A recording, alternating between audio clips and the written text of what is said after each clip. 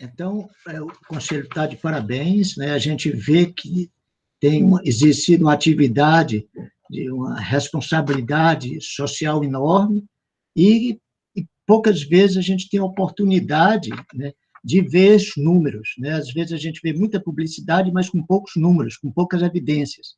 E, ao ver outras instituições de grande porte, universidades, instituições e conselhos em outros países, quando eles falam de responsabilidade social, eles fazem como o senhor presidente fez, mostrando números, mais do que mostrando palavras e termos e adjetivos, né, de autopromoção. Mas eu queria saber, presidente, como é que a gente está dentro do Covid? Por exemplo, a gente tem o Conselho atuando antes do Covid e agora com o Covid. Com essa transformação, né, que houve da sociedade depois dessa pandemia, houve inclusive alterações na própria telemedicina, né? Então, o que é que mudou a telemedicina, as teleconsultas, os medicamentos usados? Por exemplo, tem uma confusão muito grande, às vezes um teste é discutido, às vezes um medicamento é discutido. Como é que o senhor vê essa simplificação extraordinária, às vezes até polarização, né, de determinadas condutas, né? É, E qual seria a posição do Conselho? A telemedicina, digamos, a sua chegada é inevitável, né? O futuro aponta para isso, isso é uma realidade em países de primeiro mundo, aqui vai chegar e está chegando da mesma forma, e a nossa preocupação tem sido não com relação em ser contra a telemedicina, mas com a regulamentação da telemedicina, né? A correta regulamentação da telemedicina, para que isso não leve um prejuízo, principalmente para o paciente, né? Então, nós sabemos que, no Hoje momento é ainda, possível a telemedicina, fazer teleconsulta. perfeitamente. Então, é o seguinte, nós já tínhamos uma norma mais antiga do Conselho Federal de Medicina, que já previa algumas situações, essa norma é de 2002, uma resolução do Conselho Federal de Medicina, mas com muita limitação, né? Já previa, por exemplo, a teleinterconsulta, né? Um especialista consultar o outro à distância, né? Isso já estava disciplinado. A teleradiologia, ou seja, você mandar imagens para um outro local, colher imagens e mandar para um outro local para ver uma interpretação por um especialista e mandar aquele resultado, aquele laudo de volta. Então, já existiam essas iniciativas regulamentadas pelo Conselho Federal de Medicina.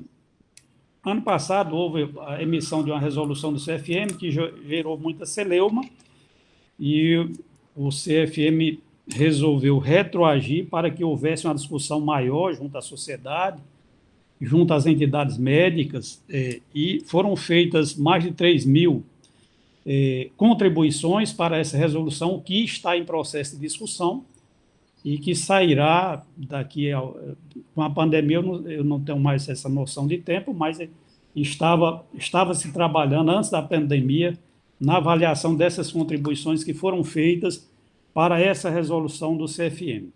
Mas agora, no período da pandemia, houve uma consulta do Ministério da Saúde ao Conselho Federal de Medicina, e o Conselho Federal de Medicina se posicionou no sentido de uma abertura maior, principalmente nesse período da pandemia, né? Contemplando principalmente a teleinterconsulta, o telemonitoramento e a teletriagem, né? Teleconsultoria, né?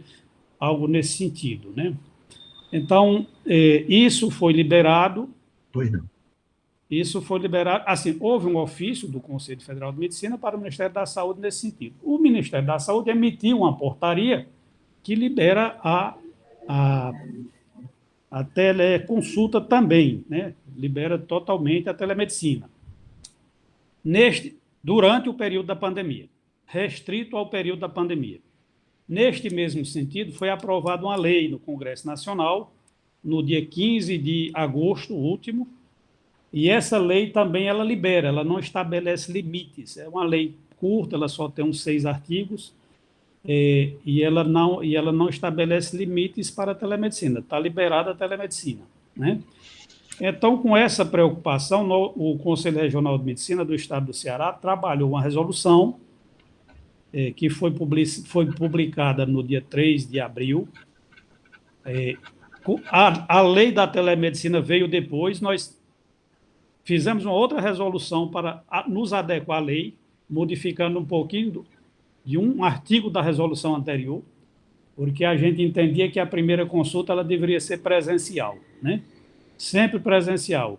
A lei não limitou isso, então nós tivemos que nos adequar à lei, tirando, digamos, essa restrição que a gente fazia. E então, mas essa nossa resolução também é restrita ao período da pandemia. Então, logo que passar a pandemia, nós vamos ter que elaborar outra resolução para revogar a que a gente... de exceção, né? Nós vamos ter que revogar porque nós entendemos que essa regulamentação ela deveria ser feita pelo Conselho Federal de Medicina logo após a pandemia. Está havendo aí uma discussão se vai ser o Congresso que vai regulamentar ou se é o Conselho Federal de Medicina. Nós havia-se conseguido colocar, inclusive, um artigo na lei que seria o Conselho Federal de Medicina após a pandemia, mas esse artigo foi revogado, foi vetado pelo presidente da República. Presidente, então, como é que o senhor vê... Desculpe, o senhor ia concluindo. Perfeito. Então, a nossa preocupação é que, digamos, com relação ao exercício da telemedicina, em particular da teleconsulta, que seja preservado o sigilo e a segurança da relação médico-paciente.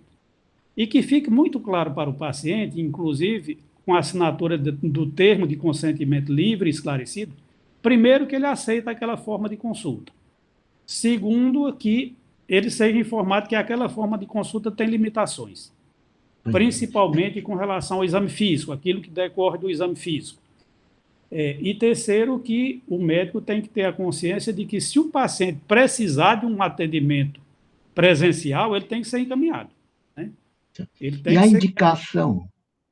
A indicação de laboratórios, a conduta terapêutica, por exemplo, porque hoje em dia existe... É função do Conselho recomendar ou autorizar, porque se vê que se sabe muito pouco e se discute muito, né, sobre diagnóstico e tratamento, e conduta, por exemplo, diagnóstico e tratamento. Quer dizer, esses testes de diagnóstico realmente alteram a conduta que o médico deve ter, a clínica termina ficando soberana, e a parte da medicação, né? Tem medicamentos que são discutidos exaustivamente, né? Se usa, se não usa, quais são os dados assim que se tem evidência científica da utilização, da não utilização, se esses dados existem, né? E qual é a interferência do Conselho em recomendar, autorizar, ou isso é da Anvisa, o médico tem uma certa autonomia em medicar, em solicitar exames. A resposta vai depender do paciente, quer dizer, teria pacientes que iriam com a medicação A ou B ficar bom, e pacientes com a medicação A ou B piorar o quadro. Então, como é que o senhor vê isso aí? Perfeito. Nós entendemos que a função do Conselho ela é mais normativa com relação a aspectos éticos, né?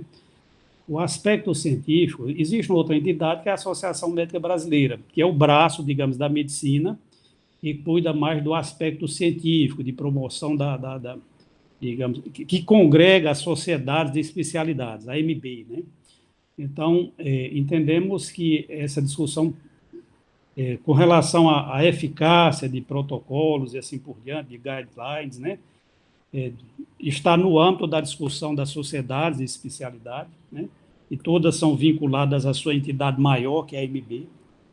E também, no nível federal, no nível, digamos, institucional da federal, nós temos a CONITEC, né? É a Comissão Nacional de Introdução de Novas Tecnologias e aprovação disso aí, que deveria estar envolvida, essa é a nossa compreensão, que deveria estar envolvida nessa discussão, né, no sentido de aprovar protocolos e assim por diante. O Conselho ele tem as suas câmaras técnicas de especialidades, que eventualmente podem emitir parecer, né? Mas eu entendo que a função do Conselho é mais no sentido de ver se não há transgressão ética com relação a tudo isso aí, né? Quer dizer, se uma droga ela é considerada experimental, há resolução de conselho que diz que droga experimental, se é uma droga experimental, uma droga que se desconhece, né? Uma droga nova, uma droga que está sendo testada. Se é uma droga experimental, a recomendação de conselho com relação à ética é que isso deve ser feito em nível de pesquisa. A sua utilização seja no contexto de uma pesquisa, né? Com termo de consentimento livre, esclarecido, o paciente sabendo que está fazendo parte de uma pesquisa, seja duplo cego, ou seja qual for a metodologia lá, né? Um estudo randômico, duplo cego, assim por diante, ou não, mas que fique muito claro para o paciente que aquela droga é experimental e que ele concorda em participar dessa pesquisa, se assim ele concordar, né? Drogas que já são de prescrição, digamos, usual, a gente não pode impedir médico prescrever, porque já faz parte do arsenal terapêutico nacional, digamos assim, né? Logicamente que você pode até ter indicações off-label, mas aí nós não entramos nesse mérito, como foi aquela recomendação, aquela manifestação do CFM, que deve ser lida principalmente nas suas conclusões. O que diz aquele documento do CFM? Ele diz mais ou menos o seguinte, que não é antiético o médico prescrever tais e tais medicações, né? Não é antiético.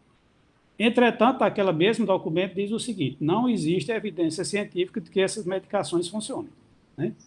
Então, não existe evidência científica que respalde que aquelas medicações funcionam para a COVID.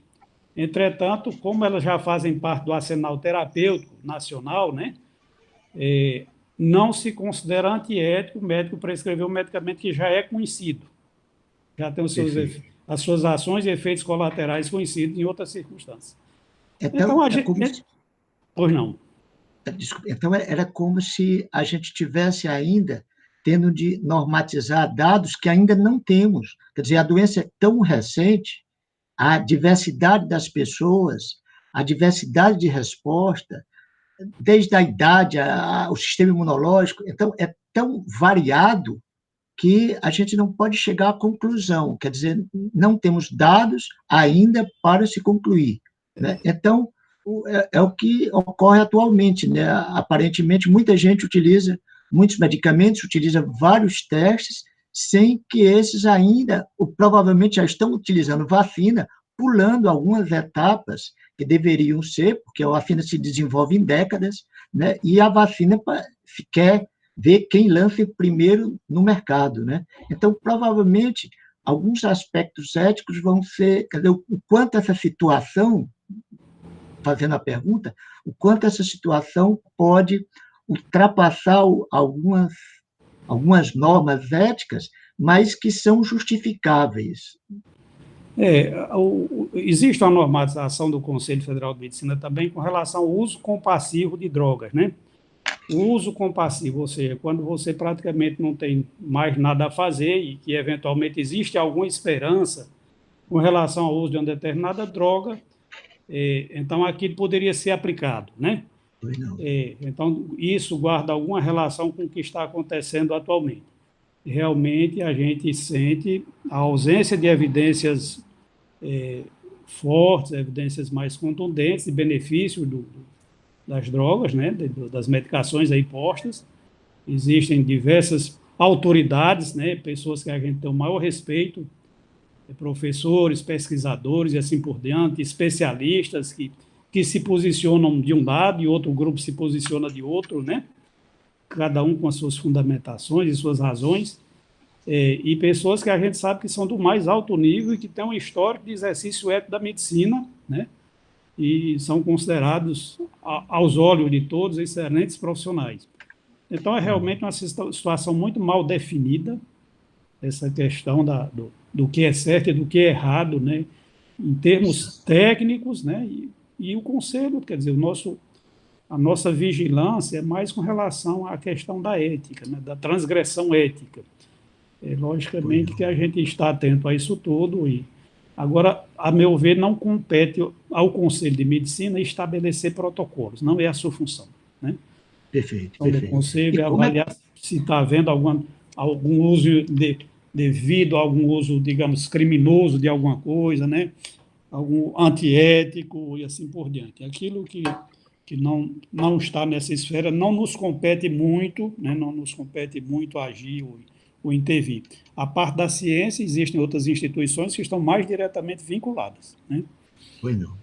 E como é que o senhor vê assim, o futuro do CREMEC pós-crise, pós-pandemia, as repercussões dessa pandemia? Qual é o planejamento estratégico aí que o senhor fez na instituição, que estão fazendo?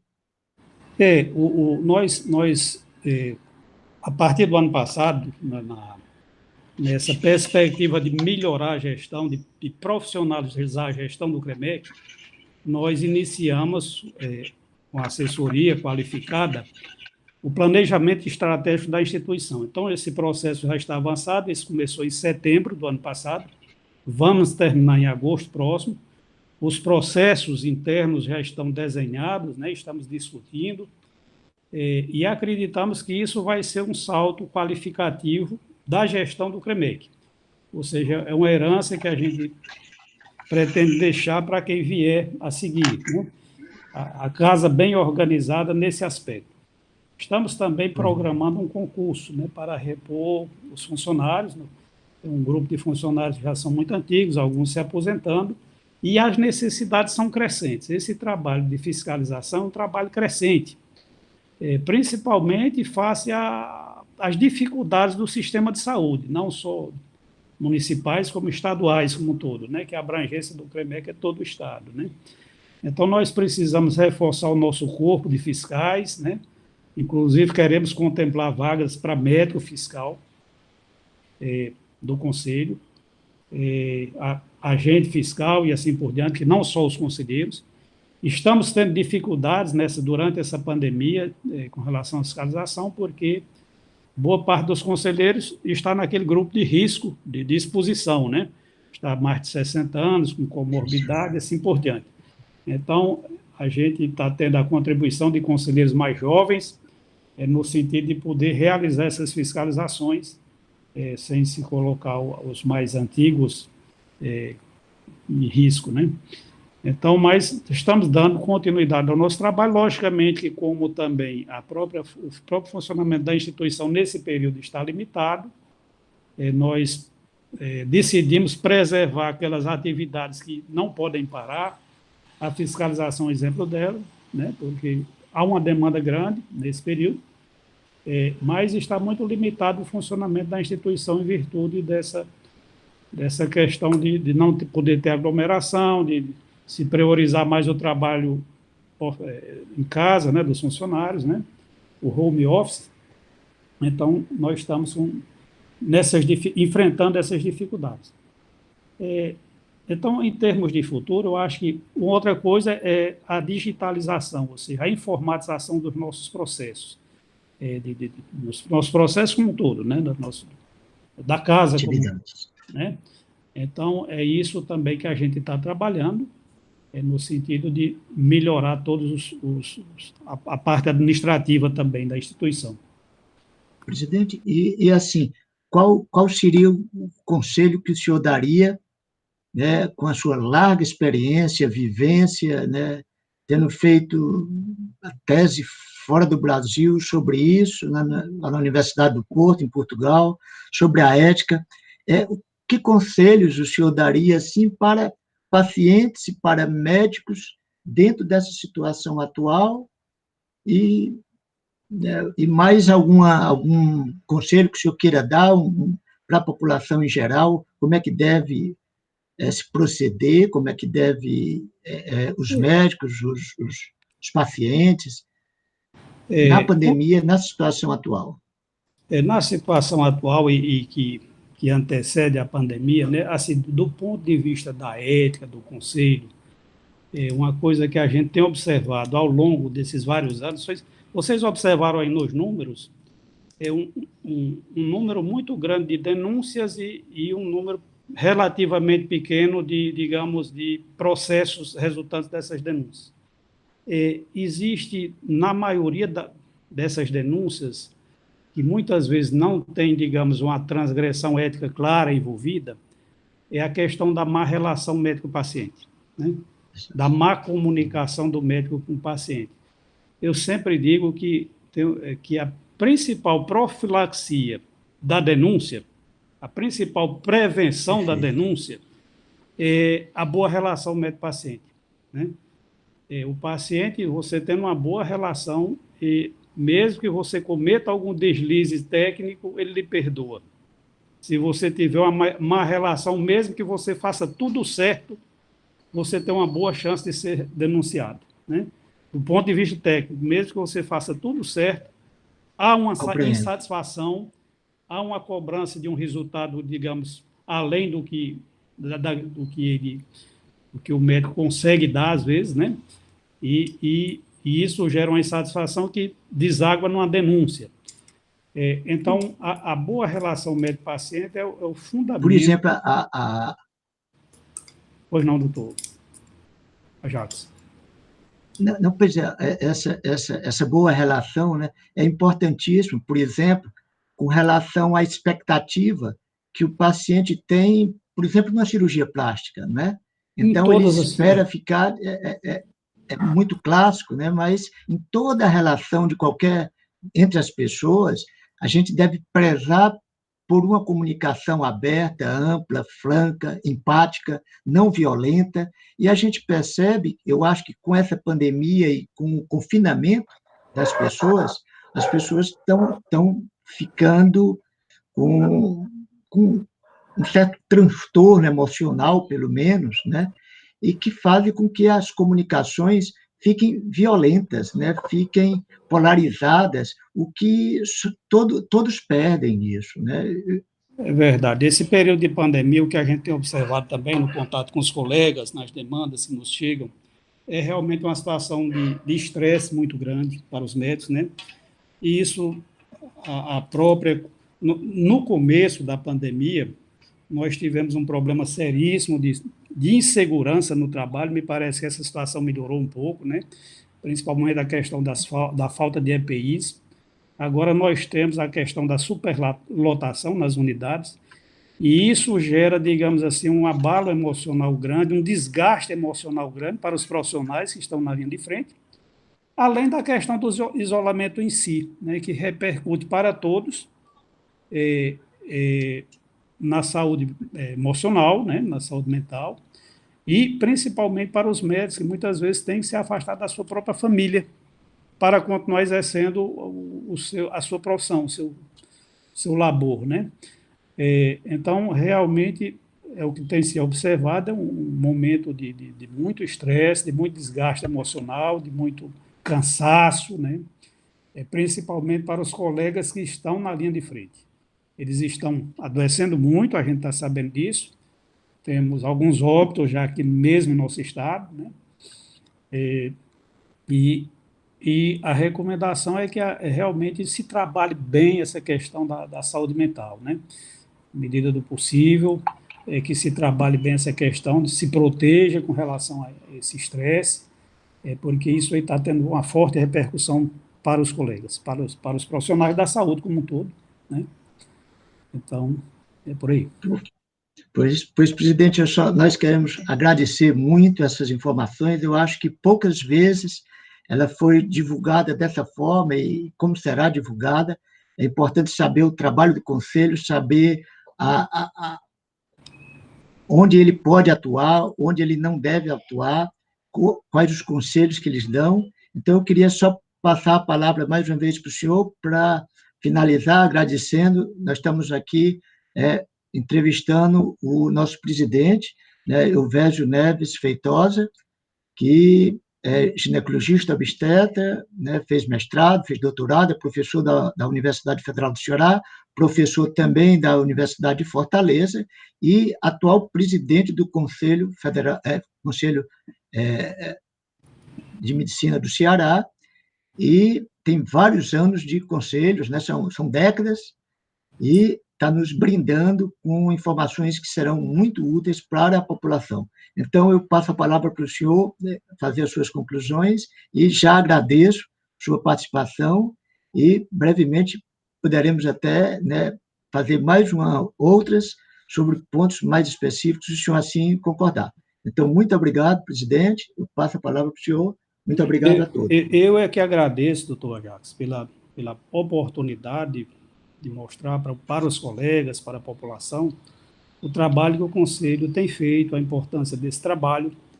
Nesse período de pandemia, nós elaboramos pelo menos 8 recomendações para os médicos, orientando diversas situações, elaboramos pareceres, estamos atuando junto às autoridades no sentido de melhorar as condições de trabalho dos médicos, melhorar as condições de assistência para a população, né? Então, eu acho que essa é a nossa missão, é isso que a gente persegue, né? E vamos continuar o nosso trabalho com muita fé, com muita esperança de que estamos perto de um final dessa pandemia, se Deus quiser, e vamos voltar à nossa situação de normalidade para que a gente possa ultrapassar esse período de muita dificuldade e de continuar o trabalho de rotina que a gente fazia, tentando melhorar também os nossos resultados. Então, muito obrigado pela oportunidade. Muito obrigado também ao professor Edson pela possibilidade que nos fez de juntar isso aí e publicar, e até uma próxima oportunidade, se Deus quiser, que a gente tenha saúde, que a gente se comporte da forma ética e profissional, né, como a gente ligado a Deus, para poder tornar isso possível. Muito obrigado a todos. Não sei se bom dia, boa tarde, boa noite, boa madrugada, para todos aqueles que irão nos assistir em diferentes momentos. Muito obrigado e até uma próxima vez, presidente. Amigo Edson. Obrigado, amigos.